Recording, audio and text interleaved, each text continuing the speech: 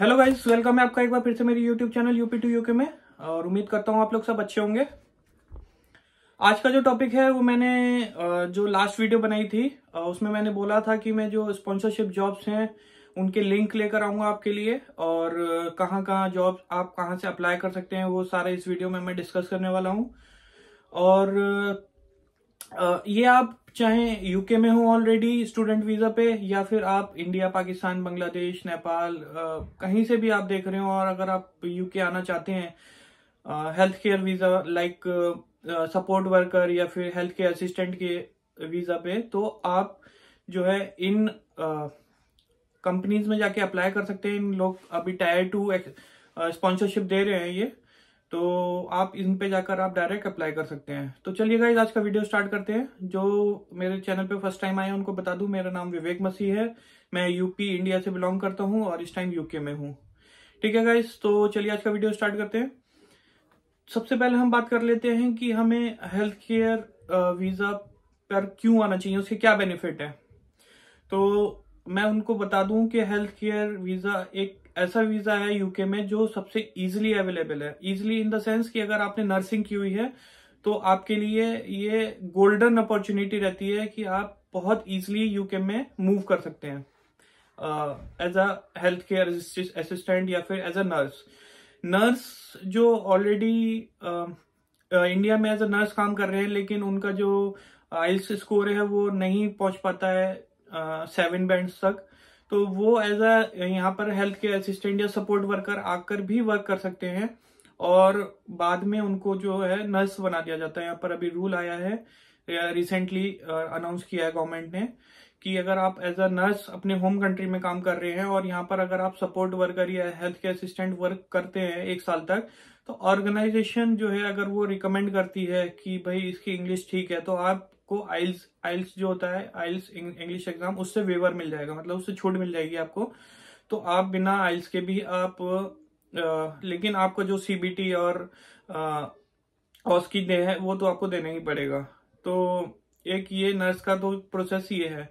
अगर आप नर्स हैं और आपका इंग्लिश बहुत वीक है तो भी आप यूके में आ सकते हैं। अगर आपको लगता है कि हाँ थोड़ी बहुत तो मैं इंग्लिश बोल लेता हूँ, ये बोल लेती हूँ, तो आप as a health care assistant या फिर सपोर्ट वर्कर आप यूके में आ सकते हैं। तो उन्हीं के लिए मैं बताता हूँ सबसे बड़ा बेनिफिट जो है यूके में वो ये है कि आप तो एक तो हेल्थ केयर असिस्टेंट जब या हेल्थ केयर सेक्टर में आते हैं तो यहाँ पर आपको एनएचएस जिसे बोलते हैं वो नहीं देनी पड़ती है, आईएचएस फीस, हेल्थ सरचार्ज वो नहीं देना पड़ता। ठीक है, तो वो आपका बहुत बड़ा बेनिफिट है। वो आपका फुल माफ रहता है। जो भी मैंने वीडियो बनाई है इससे पहले उसमें आप देख सकते हैं कि हेल्थ सरचार्ज कितना होता है। ये करना पड़ता है जब भी आप आते हैं। अगर आप हेल्थ केयर वीजा में नहीं आते हैं तो आपको यह सरचार्ज देना पड़ता है। ठीक है, ये पर ईयर का रहता है, पर पर्सन। तो आप जितने ईयर का वीजा लगता है उसके हिसाब से आप कैलकुलेट कर सकते हैं, और जितने लोग भी आ रहे हैं।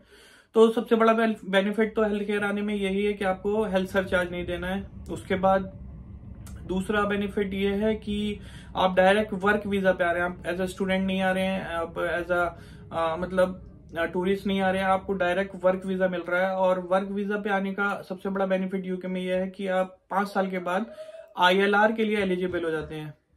आईएलआर इन द सेंस कि आप पीआर के लिए, मतलब यहाँ पे परमानेंट रेसिडेंस के लिए, इंडेफिनेट लीव टू रिमेन बोलते हैं आईएलआर को, तो उसके लिए आप एलिजिबल हो जाते हैं 5 साल तक।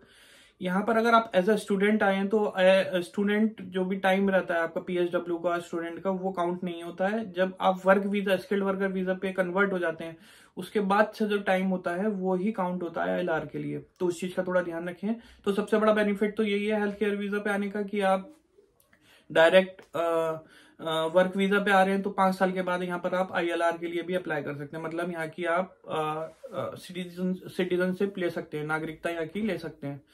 ठीक है, तो ये बेनिफिट हो गया है। और आप अपनी फैमिली को लेकर आ सकते हैं, चाहे तो आप बाद में ले आइए 6 महीने के बाद, चाहे आप साथ में आ जाइए।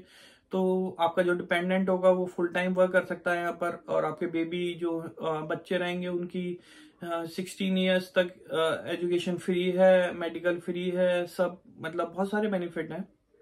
और अभी रिसेंटली गवर्नमेंट ने लास्ट ईयर अनाउंस किया था ये हेल्थ केयर, ये सपोर्ट वर्कर और ये जो health support worker health care visa में जो ये आया है, इसमें सबसे बड़ा बेनिफिट ये था इनका कि इन्होंने इसकी जो थ्रेशोल्ड सैलरी है वो 20,000 आई थिंक 500 कुछ रखी थी, जो कि बहुत कम है। अगर आप किसी भी और स्किल्ड वर्कर वीजा के लिए देखेंगे तो वो सब 25 से अबव ही है, लेकिन इस वीजा के लिए स्पेशली गवर्नमेंट ने 20,000 रखी थी, 20,500 समथिंग। तो इसमें जो है कि आप इजीली मूव हो सकते हैं, ताकि यहाँ पे शॉर्टेज बहुत थी, अभी भी बहुत शॉर्टेज है, हेल्थ केयर वर्कर्स की बहुत शॉर्टेज है यूके में।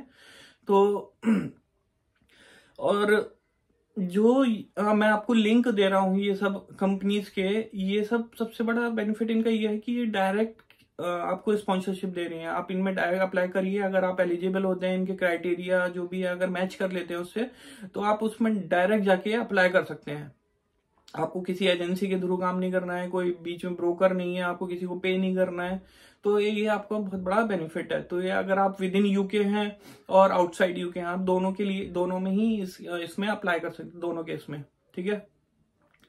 और इसमें कुछ कंपनीज ऐसी हैं जो कि आइल्स मांग रही है। अगर आपने बीएससी करा हुआ है उसके बाद भी आइल्स चाहिए, फाइव बैंड्स चाहिए उसमें।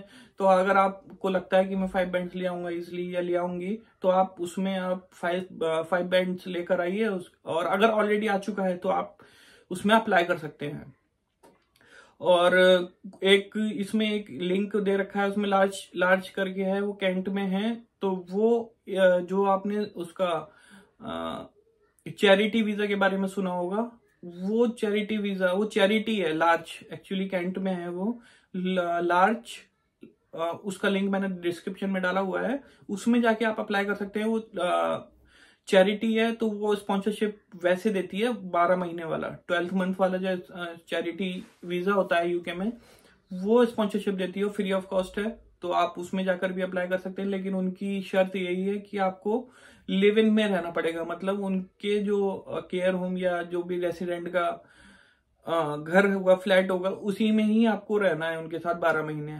तो 12 महीने का ये होता है चैरिटी वीजा, वो भी आप अप्लाई कर सकते हैं। या फिर अभी अगर आप ढेर सारे लिंक देखेंगे तो इसमें आप सब में सबकी अलग अलग अपनी स्पेसिफिक मतलब क्राइटेरिया रखा हुआ है सबने। तो आपको जो लगता है कि आप फुलफिल कर लेंगे तो आप उसमें जाके अप्लाई कीजिए और हेल्थ केयर में आइए। यहाँ पर बहुत शॉर्टेज है। अगर आप एज ए नर्स काम कर रहे हैं या अभी आप फ्रेशर हैं, फ्रेशर्स को भी ले लेते हैं। बस आप कॉन्फिडेंट होना चाहिए और इंग्लिश अच्छी होनी चाहिए और थोड़ी बहुत नॉलेज होनी चाहिए अपने कोर्स की, तो ये आपको ले लेंगे। तो उम्मीद करता हूँ गाइज आप लोगों को ये वीडियो पसंद आएगा, हेल्पफुल रहेगा। अगर आप नहीं हैं इस फील्ड से, हेल्थ नर्सिंग फील्ड से, तो आप अपने फ्रेंड्स को शेयर करिए जिनको आप जानते हैं, जो आना चाहते हैं अब्रॉड, अच्छे पैसे कमाना चाहते हैं, आप उनके साथ भी शेयर कर सकते हैं। तो उम्मीद करता हूँ आप लोगों को वीडियो पसंद आएगा और मिलते हैं नेक्स्ट वीडियो में गाइस। तब तक अपना ध्यान रखिए, बाय बाय, टेक केयर।